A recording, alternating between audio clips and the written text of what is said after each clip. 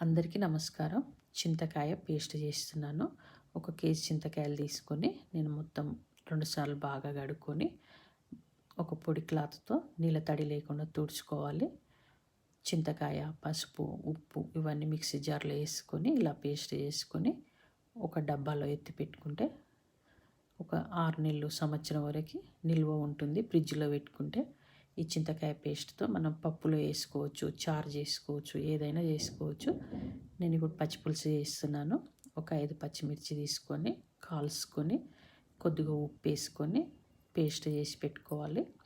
ఒక 2 గ్లాసుల నీళ్ళు వేసుకొని ఒక స్పూను చింతకాయ పేస్ట్ వేసుకొని మరిగించుకోవాలి. మనం చింతకాయలు ఉడకబెట్టి పచ్చిపులుసు చేసుకుంటాం కదా, ఇప్పుడు చింతకాయ ఉడకబెట్టకుండా నీళ్ళలో పేస్ట్ వేసుకొని మరిగించుకోవాలి. పచ్చిమిర్చి పేస్ట్ వేసుకొని మరిగిన తర్వాత బాగా చల్లారనివ్వాలి. చల్లారిన తర్వాత ఇలా వడగట్టుకొని లోపల ఉన్న పిప్పంతా తీసి పడేసి కొద్దిగా బెల్లము, పచ్చి ఉల్లిపాయ, ఉప్పు చూసి ఇప్పుడే వేసుకోవాలి. ఎందుకంటే మనం చింతకాయ పేస్ట్లో కూడా ఉప్పు వేసుకున్నాం కదా. ఇలా పోపు పెట్టుకుంటే మనకి ఎప్పుడు కావాలన్నా ఇలా పచ్చిపులుసు చేసుకోవచ్చు, పప్పులో వేసుకోవచ్చు. ఈ చింతకాయ పేస్ట్ ఇంట్లో ఉంటే మనకి ఎప్పుడైనా అవసరం వస్తుంది. నా ఛానల్ లైక్ చేయండి, షేర్ చేయండి, సబ్స్క్రైబ్ చేయండి.